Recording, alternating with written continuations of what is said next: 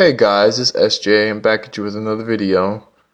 Today I'm going to be explaining to you guys what the Tor network is and how it works and what's behind the scenes of the Tor network. And I don't know if you guys watched my last video on DDoS attacks. I explained how those worked. And if you are interested in that, you can go and visit that video. I'll put a link in that in the description. But without further ado, let's get started. So what is the Tor network? So the Tor network, or also known as the deep web, aims to conceal its users' identity and their online activity from surveillance and traffic analysis by separating identification and routing. It is an implementation of onion routing, which encrypts and then randomly bounces communications through a network of relays. This means that the packets that travel over the Tor network is fully encrypted from end to end. So what they mean by bouncing is that instead of using like a VPN or something, they use other computers or these things called relays, and basically they will encrypt your traffic and basically will not show your IP address when you're using Tor. And when you're using the Tor software, your IP address remains hidden, and it appears that your connection is coming from the IP address of a Tor exit relay, which can be anywhere in the world. There are many reasons you might use Tor, including keeping websites from tracking you and your family members, using websites or services that are blocked in your country, for example, getting around Great Wall of China, Great Firewall of China, and maintaining anonymity when communicating about socially sensitive information such as health issues or whistleblowing, which means your ISP or internet service provider or any other prying eyes can't see the data, websites, or files you're looking at or downloading. Now, what this means is that when you're using the Tor software, your information, they won't be able to see the packets coming in or out of your network. It's encrypted from end to end, and it's used inside of the system. It's used inside of the Tor network. Think of it as like PNG files, like the picture files, a certain file extension. Now, if you try to put that on a system that doesn't understand that file extension, then it won't be able to open it. If it tries to open it, then you just get a bunch of chicken scratch, basically. So that's what it means.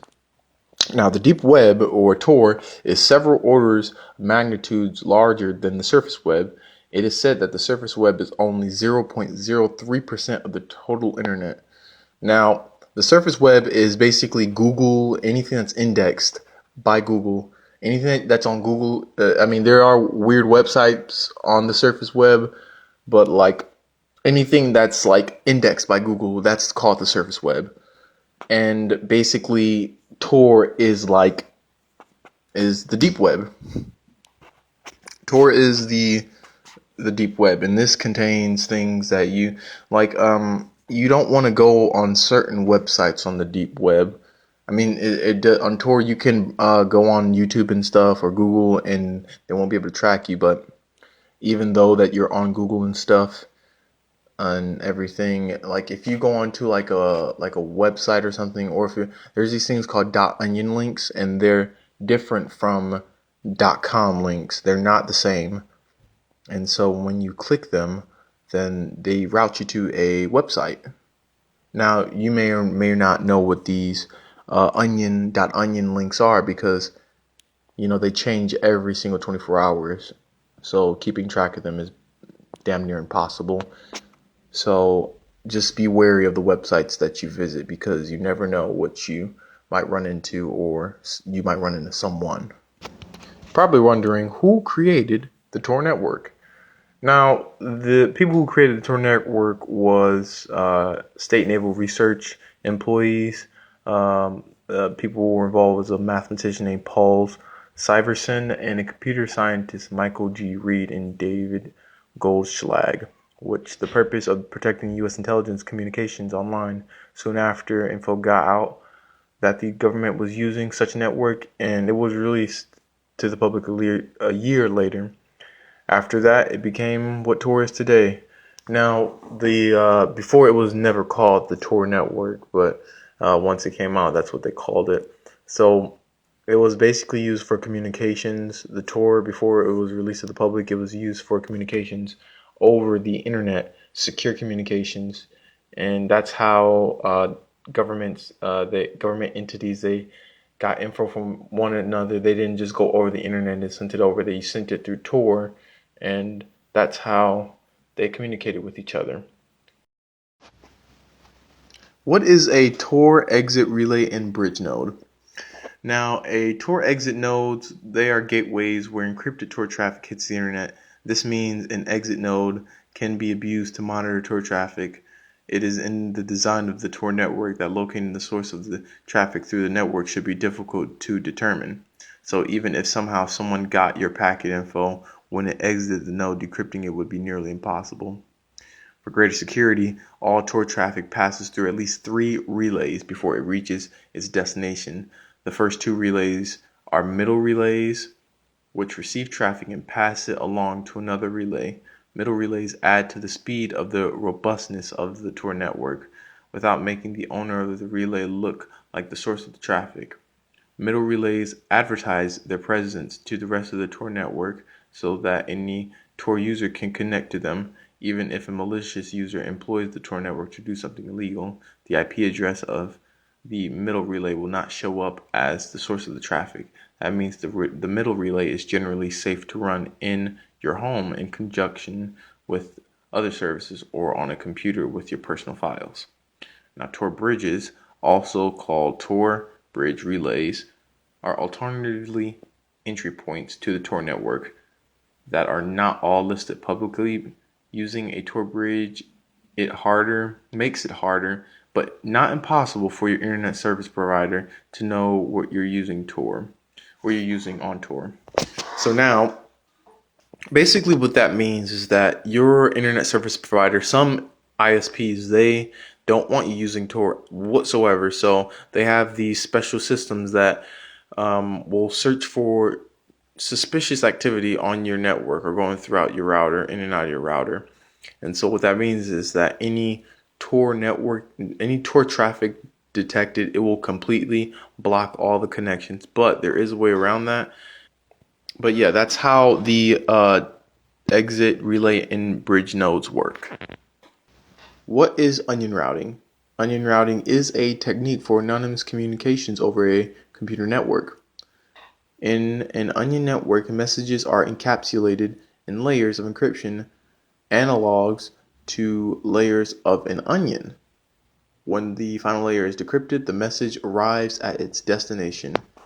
And as you can see on the diagram shown below, that you can see how it is, how the Tor, how the message is used. The same thing as shown on the Tor icon, the famous Tor icon. It shows an onion, and that's basically how Tor encrypts your packet information so no one can get to it. How do you use Tor? Now, if you want to download or install Tor, you can go and visit their website.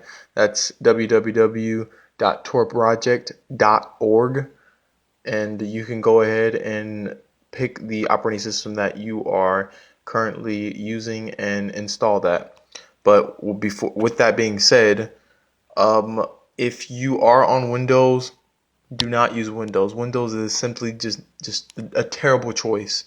Now, if you're trying to use it for anonymity, then it's not going to really work, because Windows has vulnerabilities present in the system that may compromise your privacy even when using Tor, because the hackers or people who are trying to gain access to you, the deep web or the dark web or whatever you want to call it, Tor, it's a battlefield basically, and you just want to try to stay as anonymous as possible, and even if that means making a virtual machine and using Tor on there, because that even makes it more secure, because even if they do gain access, then they won't be able to actually do anything to your computer because it's a virtual machine.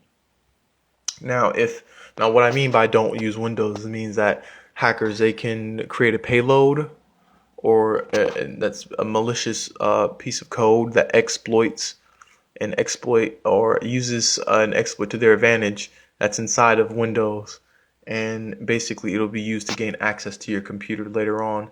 And then you will be compromised. Your system will be compromised. And then that's pretty much it. Most hackers write malicious code for Windows computers anyways, because that's the most widely used operating system out there. Now, if Linux was the most widely used operating system out there, then people would write exploits for Linux. If it was Mac, they would write exploits for Mac. If you get where I'm going. If you want to keep your identity safe, then install it on Linux. And yeah. Why do people use it?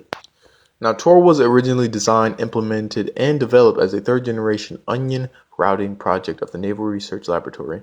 It was originally developed with the U.S. Navy in mind for the primary purpose of protecting government communications. Today, it is used every day for a wide variety of purposes by the military, journalists, law enforcement officers, activists, and many others. From what I've known that of using Tor is basically used. The most used thing on Tor is probably buying drugs. From what I've seen in Silk Road and everything. Another one is hacking and everything.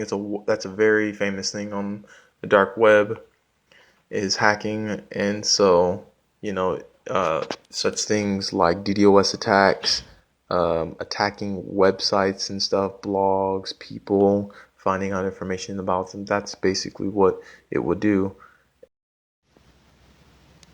Well, thank you guys for watching the video. It means absolutely a lot to me. And if you haven't seen my explained video on DDoS attacks or ping of death attacks, I'll put a link in on the screen now, along with my channel and another video. If you want to see any more videos like this, please comment down below. It means a lot to me. And I love you guys. I'll see you guys in the next one. Peace.